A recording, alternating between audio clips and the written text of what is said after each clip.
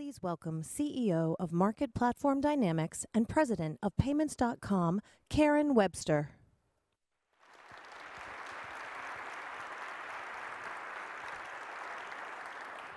Good morning, everyone. I promise the room will warm up. It's up to you to kind of get the brain cells moving, and we'll all be warmer in just a little bit. So welcome to the Innovation Project.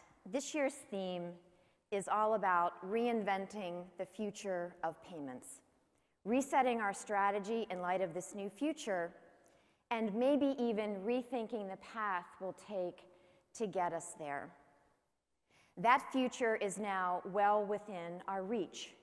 The ideas that were nothing more than dreams captured on PowerPoint slides 5 or maybe even 10 years ago are now our reality. Just think about it.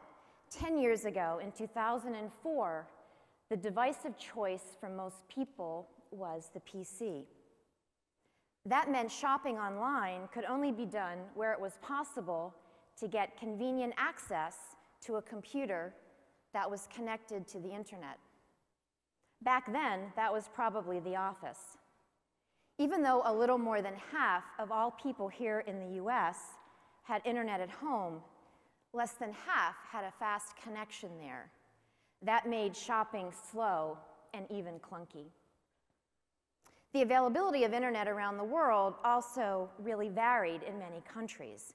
People only had an internet connection at the office because that was probably the only place they could access a computer. Remember, this is 2004. It would be another 3 years before Apple would introduce the iPhone. That year, online sales in the US hovered around $70 billion, or roughly 2% of all retail sales. So now let's fast forward 10 years, and it's 2014. Today, 22% of the world's population owns a smartphone, 6% own a tablet, and 20% a PC. 25% of people only use a mobile device to access the internet. These devices are eclipsing the sales of PCs at a rapid pace. Those sales declined 7% last year, after nearly declining 10% the year before that. In the US, smartphone penetration is expected to reach 80% this year, while consumers everywhere in the world are adding tablets to their connected device portfolio. Those devices access content, certainly, and are used to shop. E-commerce, though, still remains a small fraction of overall retail sales, about 6%. But the ways in which people are accessing the internet to shop is dramatically changing. 55% of all time spent with online retail in 2013 occurred on a mobile device, smartphones and tablets, far outpacing time spent on desktops and laptops. So now let's fast forward 6 years from today, and the year is 2020. Analysts predict, stunningly, that there will be more than 70 billion connected devices in the world. That's roughly 10 per person, many of which will be capable of conducting commerce. Smartphones, tablets, wearables, cars, appliances, even clothing. The Internet of Things will not only continue to blur the lines between transacting in the on and the offline worlds, but will radically redefine how and what value is exchanged between merchants, consumers, and businesses. Why? Because it's already happening today. Today, 70% of all mobile searches lead to an action within 1 hour. A click on an ad, the sending of a text, the making of a phone call, a visit to the store, the downloading of a coupon, a purchase. Contrast that with desktop users, where it may take as long as a month for any of those things to close the loop. 74% of people also use the phone to help them while they're shopping, and 79% of them make a purchase as a result. So quite naturally, brands and retailers and payments and commerce innovators are all taking note. Mobile has now become the dog wagging the payments and commerce tail. Disruption is the new normal. Thanks to new technologies, the cloud, and mobile and connected devices, payments can be embedded in just about everything. Old models and ways of doing business are giving way to new players with new thinking. The innovators inspired by the chance to break the rules and reinvent the future. So when you think about it, it almost feels as though we are on the verge of a revolution in payments, one that will result in a profound and demonstrable change in how and with whom payments and commerce happens. And so who are some of those revolutionaries?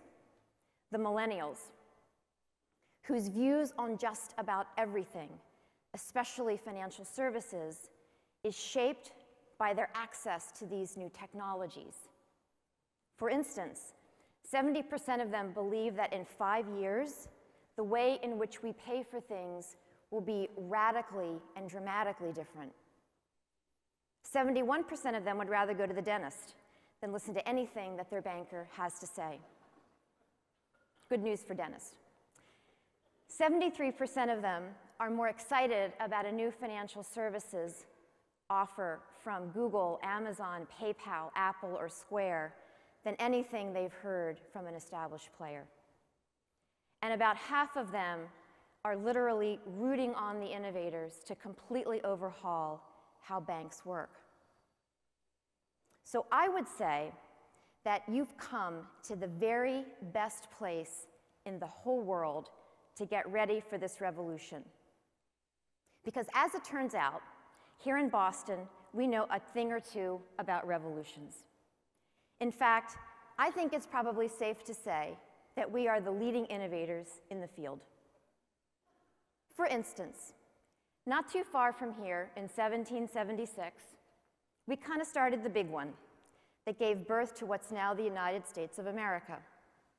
Of course, that was the American Revolution, fought by a group of passionate colonists inspired by the opportunity to reinvent their future here. These early entrepreneurs were ready to risk it all and willing to do that to find that new opportunity. That revolution was rooted in a desire to change the world and create the future. 100 years later, in 1876, and in a house about 3 miles from here, across the Charles River, another revolution was in the making. Alexander Graham Bell, who divided his time between Boston and his hometown in Canada, made the very first telephone call on March the 10th from a little room in Exeter Street in Boston. He, of course, had no way of knowing the impact that his innovation, the telephone, would later have on the world, including our world in payments. You see, Bell's invention was inspired by a determination to solve one very big problem, to improve the lives of the hearing impaired. You see, his mother and wife were both born deaf. His experiments to amplify sound evolved to become devices that would actually also transmit that sound. When Bell died in 1922, almost 50 years after he made that very first telephone call, the telephone was in less than half of all US homes. Even the Oval Office of the President of the United States didn't have its own phone until 1937. 138 years later, in 2014, the mobile version of this device, the most rapidly adopted technology in the history of the world, is now owned by 6 of the 7 billion people on the planet. That has become the lightning rod for the sea change in payments that we are all navigating today. Bell's revolution was rooted in changing how people communicate. So let's time travel one more time, a little more than 100 years from then. The year now is 1989. And Tim Berners-Lee, an MIT professor, not to mention a knight of the British Empire, invented the World Wide Web in Switzerland. Just last Wednesday, we celebrated the 25th anniversary of that monumental occasion. Berners-Lee was inspired by a really big problem. It was difficult and very time-consuming to access information stored on many different computers. Today, his invention, the World Wide Web, made the once impossible task of accessing that information, regardless of where it happens to be, very, very possible. Information about something as arcane as the migration patterns of the snowy owl, or as in the moment as what new selfie Kim Kardashian has posted on Instagram, can be found instantly, regardless of where that information happens to be or who produced it. But Berners-Lee revolution wasn't only about wanting to mechanically connect that information and literally put it at our fingertips. His revolution was rooted in a desire to provide access to information that, in his words, would really help people better understand each other. 3 revolutions that changed the world, connected people, and delivered access and context are also the 3 ideas that are at the heart of the payments revolution that is underway today. A revolution that makes it possible for a woman farmer in Africa to use her mobile device to monitor the weather and sell her crops.